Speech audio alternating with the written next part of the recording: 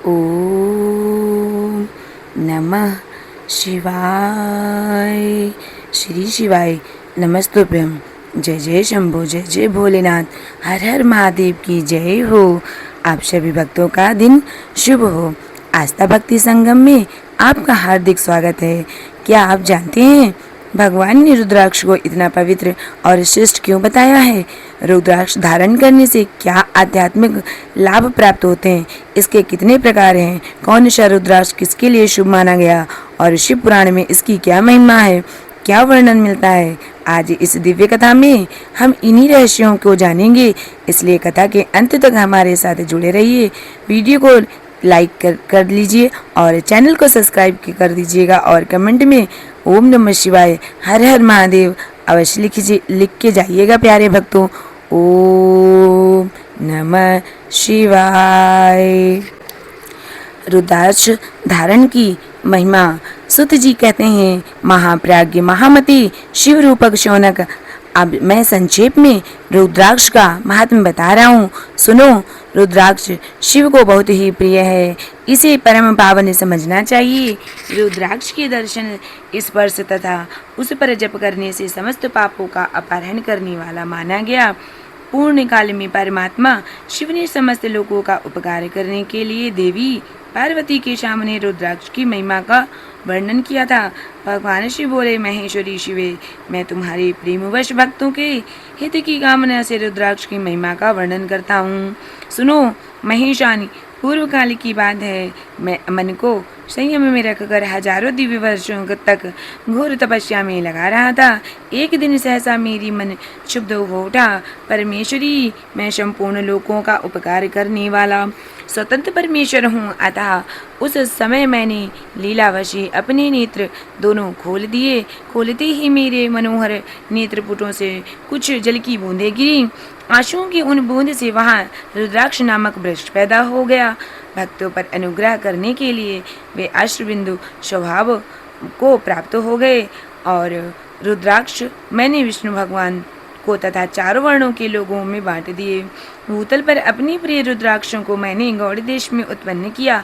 मथुरा, अयोध्या, लंका, मलयाचल, शाकगिरी, काशी तथा अन्य देशों में भी उनके अंकुर उगाए। वे उत्तम रुद्राक्ष असंख्य पाप समूहों को भेदन करने वाले तथा श्रुतियों के भी प्रेरक हैं। मेरी आज्ञा से ब्राह्मण, क्षत्रिय, वैश्य और शूद्र जाति के भेद से इस भूतल पर प्रकट हुए। रुद्राक्षों की जाति के शुभाशुभ भी हैं। उन ब्राह्मण आदि जाति वाले रुद्राक्षों के वर्ण श्वेत, रक्त, पीत तथा कृष्ण जननी मनुष्यों को चाहिए कि वे क्रमशः वर्ण के अनुसार अपनी जाति का ही रुद्राक्ष धारण करें। भोग और मोक्ष की इच्छा रखने वाले वर्णों के लोगों को विशेषता शिव भक्तों को शिव पार्वती की प्रसन्नता के लिए रुद्राक्ष के फलों को अवश्य धारण करना चाहिए। आंवले के फल के बराबर जो रुद्राक्ष हो वह श्रेष्ठ बताया गया। जो बेर के फल के बराबर हो उसे मध्य श्रेणी का कहा गया और जो चने के बराबर हो उसकी गणना निम्न कोटि की गई है। अब इसकी उत्तमता को परखने के लिए उस दूसरी उत्तम प्रक्रिया बताई जाती है। इसे बताने का उद्देश्य है भक्तों की हित कामना। पार्वती, तुम भली भांति प्रेम पूर्वक इस विषय को सुनो। महेश्वरी, जो रुद्राक्ष बेर के फल के बराबर होता है वह उतना छोटा होने पर भी लोक में उत्तम फल देने वाला तथा सौभाग्य की वृद्धि करने वाला होता है। जो रुद्राक्ष आंवले के फल के बराबर होता है वह समस्त अरिष्टों को विनाश करने वाला होता है तथा जो गुंजा फल के समान बहुत छोटा होता है वह संपूर्ण मनोरथ और फलों की सिद्धि करने वाला है। रुद्राक्ष जैसे जैसे छोटा होता है वैसे वैसे ही अधिक फल देने वाला होता है। एक एक बड़े रुद्राक्ष से एक एक छोटे रुद्राक्ष को विद्वानों ने 10 गुना अधिक फल देने वाला बताया है। पापों का नाश करने के लिए रुद्राक्ष धारण आवश्यक बताया गया है। वह निश्चय ही संपूर्ण अविष्ट मनोरथों का साधक है, अतः अवश्य ही उसे धारण करना चाहिए। परमेश्वरी, लोक में मंगलमय रुद्राक्ष जैसा फल देने वाला देखा जाता वैसी फलदायिनी दूसरी कोई माला नहीं दिखाई देती। देवी, समान आकार वाले चिकने मजबूत स्थूल कंठ युक्त उभरे हुए छोटे दानों वाले और सुंदर रुद्राक्ष अभिलाषित पदार्थों के दाता तथा सदैव भोग और मोक्ष देने वाले, जिसे कीड़ों ने दूषित कर दिया हो, टूटा फूटा हो, उसे उभरे हुए दाने ना हो, जो व्रणयुक्त हो तथा जो पूरा गोल ना हो, इन 5 प्रकार के रुद्राक्षों को त्याग देना चाहिए। जिस रुद्राक्ष में अपने आप ही डोरा पिरोने के योग्य छिद्र हो गया हो, वह उत्तम माना गया है। जिसमें मनुष्य के प्रत्यय से छेद किया गया हो, वह मध्य श्रेणी का होता है। रुद्राक्ष धारण करने से बड़े बड़े पातकों का नाश करने वाला इस जगत में 1100 रुद्राक्ष धारण करके मनुष्य जिस फल को पाता है, उसका वर्ण सैकड़ों वर्षों में भी नहीं किया जा सकता। भक्तिमान पुरुष 550 रुद्राक्ष के दानों का सुंदर मुकुट बना ले और उसे सिर पर धारण करे। 360 दानों का लंबे सूत्र में पिरोकर एक ही हार बना ले। वैसे वैसे 3 हार का बनाकर भक्तिपरायण पुरुष उनका एक गोपवीत तैयार करे और उसे स्थान धारण करे रहे। इसके बाद किस अंग में कितने रुद्राक्ष धारण करने चाहिए, यह बात सुनकर सूत जी महर्षि सिर पर ईशान मंत्र से, कान में तत्पुरुष मंत्र से तथा गले और हृदय में अघोर मंत्र से रुद्राक्ष धारण करना चाहिए। विद्वान पुरुष दोनों हाथों में अघोर बीज मंत्र से रुद्राक्ष धारण करे। उदर पर वामदेव मंत्र से 15 रुद्राक्षों द्वारा गुथी हुई माला धारण करे अथवा अंगों सहित प्रणव का 5 बार जप करके रुद्राक्ष की 3, 5 या 7 मालाएं धारण करे अथवा मूल मंत्र नमः शिवाय से ही समस्त रुद्राक्षों को धारण करे। रुद्राक्षधारी पुरुष अपने खान पान में मदिरा, मांस, लहसुन, प्याज, सहिजन, लिसोड़ा आदि को त्याग दे। गिरिराज नंदिनी उमे श्वेत रुद्राक्ष धारण केवल ब्राह्मणों को ही धारण करना चाहिए। गहरे लाल रंग का रुद्राक्ष क्षत्रियों के लिए हितकर बताया गया है। वैश्यों के लिए प्रतिदिन बारंबार पीले रुद्राक्ष को धारण करना आवश्यक है और शूद्रों को काले रंग का रुद्राक्ष धारण करना चाहिए। ये वेदोक्त का मार्ग है। ब्रह्मचारी, वनाप्रस्थ, गृहस्थ और सन्यासी सबको नियम पूर्वक रुद्राक्ष धारण करना उचित है। इसे धारण करने का सौभाग्य बड़े पुण्य से प्राप्त होता है। पहले आंवले के बराबर और फिर उसमें भी छोटे रुद्राक्ष धारण करें। जो रोगी हो, जिनमें दाने ना हो, जिन्हें कीड़े खा लिया हो, जिनमें पिरोने योग्य छिद्र ना हो, ऐसे रुद्राक्ष मंगलकांक्षी पुरुषों को नहीं धारण करने चाहिए। रुद्राक्ष मेरा मंगलमय लिंग विग्रह है। वह अंतोगत्वा चने के बराबर लघुतर होता है। सूक्ष्म रुद्राक्ष को ही सदा प्रशस्त माना गया है। सभी आश्रमों, समस्त वर्णों की स्त्रियों और शूद्र को भी भगवान शिव की आज्ञा के अनुसार सदैव रुद्राक्ष धारण करना चाहिए। यतियों के लिए प्रणव के उच्चारण पूर्वक रुद्राक्ष धारण का विधान बताया है। जिसके ललाट में त्रिपुंड लगा हो और सभी अंग रुद्राक्ष से विभूषित हो तथा जो महामृत्युंजय मंत्र का जप कर रहा हो, उसका वो दर्शन करने से साक्षात रुद्र के दर्शन का फल प्राप्त होता है। पार्वती रुद्राक्ष के अनेक प्रकार बताए गए हैं। मैं उनको वेदों का वर्णन करता हूँ। भेद, भोग और मोक्ष का रूप फल देने वाले तुम भक्ति भाव से उनका परिचय सुनो। एक मुख वाला रुद्राक्ष साक्षात शिव का स्वरूप है। वह भोग और मोक्ष रूपी फल प्रदान करता है। जहाँ रुद्राक्ष की पूजा होती है, वहाँ से लक्ष्मी दूर नहीं जाती। उस स्थान के सारे उपद्रव नष्ट हो जाते हैं तथा वहाँ रहने वाले लोगों की संपूर्ण कामनाएं पूर्ण होती हैं। 2 मुख वाला रुद्राक्ष देव देवेश्वर कहा गया। वह संपूर्ण कामनाओं को फल देने वाला। 3 मुख वाला रुद्राक्ष सदा साक्षात साधना का फल देने वाला है। उसके प्रभाव से सारी विद्याएं प्रतिष्ठित होती हैं। 4 मुख वाला रुद्राक्ष साक्षात ब्रह्मा का रूप है। वह दर्शन और स्पर्श से ही शीघ्र ही धर्म, अर्थ, काम और मोक्ष इन चारों पुरुषार्थों को देने वाला है। 5 मुख वाला रुद्राक्ष साक्षात कालिंद रूप और वह सब कुछ करने में समर्थ है। सबको मुक्ति देने वाला तथा संपूर्ण मनोवंचित फल प्रदान करने वाला है। 5 मुख रुद्राक्ष समस्त पापों को दूर कर देता है।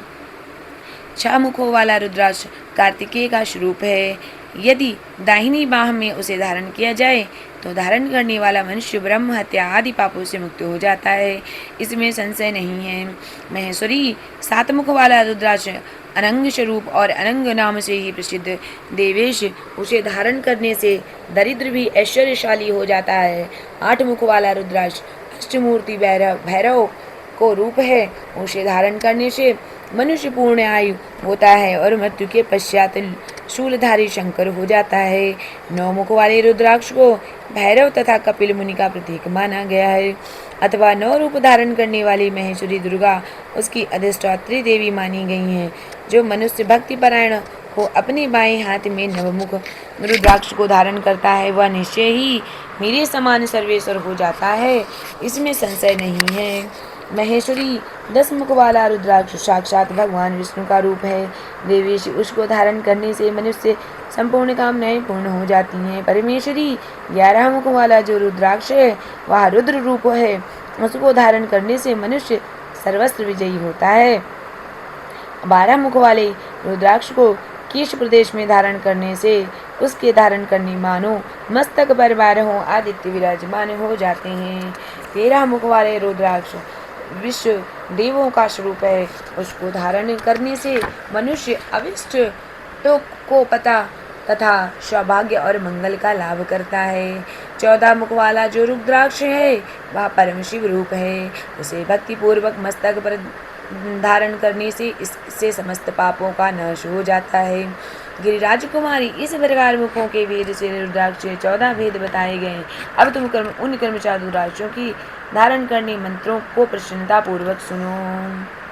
ओम ह्रीं नमः, दूसरा ओम नमः, तीसरा ओम क्लीं नमः, चौथा ओम ह्रीं नमः, पांचवा ओम ह्रीं नमः, छठा ओम ह्रीं हुं नमः, सातवां ओम हुं नमः, आठवां नौ ओम हुं नमः, नवा ओम ह्रीं हुं नमः, 10वां ओम ह्रीं नमः, 11वां ओम ह्रीं हुं नमः, 12वां ओम क्रौं क्षौं रौं नमः, 13वां ओम ह्रीं नमः, 14 ओम नमः। इन 14 मंत्रों द्वारा क्रमशः 1 से लेकर 14 मुख वाले रुद्राक्ष को धारण करने का विधान है। साधकों को चाहिए कि वह निद्रा और आलस्य का त्याग करके श्रद्धा भक्ति से संपन्न हो संपूर्ण मनोरथ की सिद्धि के लिए उक्त मंत्रों द्वारा उन रुद्राक्ष को धारण करे और रुद्राक्ष की माला धारण करने वाले पुरुष को देखकर भूत प्रेत पिशाच डंकिनी शंकिनी तथा अन्य जो द्रोहकारी राक्षस आदि वे सब के सब दूर भाग जाते हैं। जो कृत्रिम अभिविचार आदि प्रयुक्त होते हैं वे सब रुद्राक्ष को धारी को देखकर शशांक को दूर खिसक जाते हैं।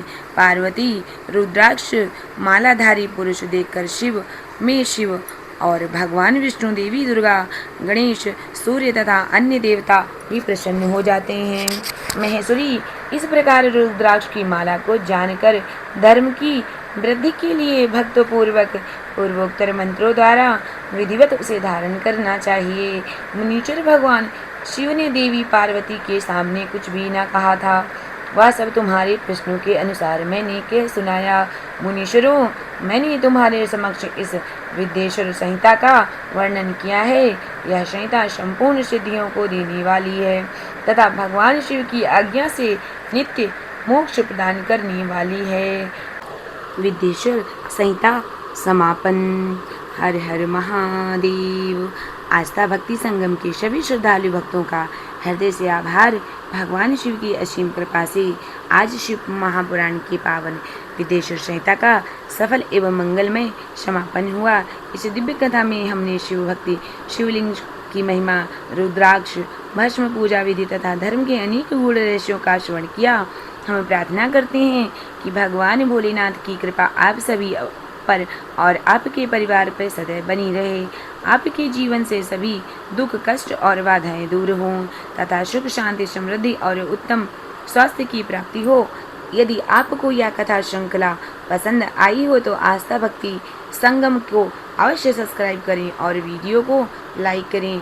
अपने परिवार और मित्रों के साथ साझा करें और कमेंट में प्रेम पूर्वक हर हर महादेव, ओम नमः शिवाय अवश्य लिखें।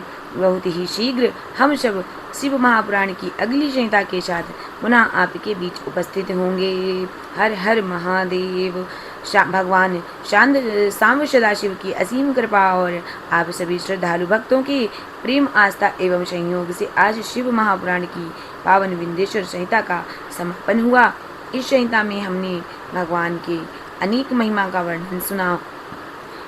और आगे अतिशीघ्र आस्था भक्ति संगम पर प्रारंभ होगी शिव महापुराण की पावन रुद्र संहिता प्रथम दृष्टिखंड। इस दिव्य कथा में आप सुनेंगे ऋषियों के प्रश्नों का दिव्य रहस्य, देव ऋषि नारद और ब्रह्मा जी का अद्भुत संवाद, सृष्टि की उत्पत्ति का दिव्य वर्णन, भगवान शिव की अनंत महिमा, भक्ति और धर्म का मोक्ष अमूल्य ज्ञान। यह कथा केवल ज्ञान ही नहीं बल्कि भगवान शिव की कृपा प्राप्त करने का दिव्य माध्यम भी है। ऐसी मान्यता है कि श्रद्धापूर्वक शिव महापुराण का श्रवण करने से जीवन के अनेक कष्ट दूर होते हैं, मन से भक्ति जागृत होती और साधक को आध्यात्मिक शांति की अनुभूति होती है। इसीलिए आप सभी भक्तगण आस्था भक्ति संगम से जुड़े रहें। चैनल को सब्सक्राइब करें और बेल आइकन को अवश्य दबाएं ताकि शिव पुराण की प्रत्येक दिव्य कथा सबसे पहले आप तक पहुंचे और आप इस पावन कथा यात्रा का निरंतर लाभ प्राप्त कर सकें। कमेंट में फिर एक बार मैं बोल के जा रही हूँ, आप सभी अवश्य लिखें ओम नमः शिवाय, हर हर महादेव। बहुत ही शीघ्र मिलते हैं शिव महापुराण की रुद्र संहिता प्रथम दृष्टिखंड की दिव्य कथा के साथ। श्री शिवाय नमस्तुभ्यम। आपका दिन शुभ हो। हर हर महादेव।